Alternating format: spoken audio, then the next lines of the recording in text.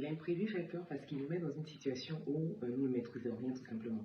Ne pas savoir faire face à un imprévu peut être problématique dans ta gestion quotidienne. Donc, comme vous avez été nombreuses à me poser la question sous le jour 23 de notre challenge du journaling, j'ai fait des recherches et je vais vous en parler en fonction aussi de ce que moi je mets en place au quotidien. Avant toute chose, il est important de savoir que c'est toi qui donnes le tempo, comme je le dis souvent. Tu vas faire les choses qui te ressemblent, qui sont adaptées à ton rythme de vie. Je vais te donner des pistes larges que tu vas t'approprier et adapter en fonction de tes besoins et surtout de ton rythme de vie et de tes réalités à toi. C'est important de planifier à l'avance. Je le dis souvent, dans tous les domaines de notre vie, il est important de planifier. Il y a une part d'imprévisibilité dans la vie. Par exemple, tu ne vas pas prévoir qu'il y ait un orage. Tu ne vas pas prévoir, par exemple, que le bus tombe en panne pendant que tu vas à ton rendez-vous important. C'est pour ça qu'il est important rendez-vous important, c'est pour ça qu'il est important de planifier à l'avance. Par exemple, sur tes trajets, si tu sais que tu as rendez-vous à 9h, tu ne vas pas partir de chez toi à 8h15 par exemple. À 8h15, tu es déjà dans les transports en train de partir, tu as estimé la distance.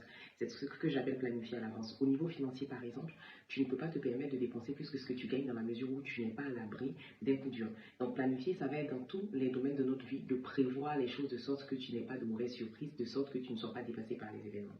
Deux, tu vas toujours avoir une petite poche de secours. Une poche de secours, ce n'est pas ta trousse à maquillage que tu mets dans ton sac pour sortir. Une poche de secours, c'est-à-dire au niveau financier, tu vas toujours avoir un peu de côté, même si ce n'est pas beaucoup, mais au moins qui te permet de réagir dans un premier temps. Par exemple, à la maison, tu vas toujours avoir une réserve d'eau, tu vas avoir une réserve d'un peu de riz, un peu de pâtes. C'est ce que j'appelle poche de secours. Au niveau des médicaments, dans toutes les situations de ta vie, il faut que tu trouves toujours un petit soubassement, comme j'ai l'habitude de dire, aux urgences pardon, pour pallier à l'imprévu. N'hésite pas à demander de l'aide.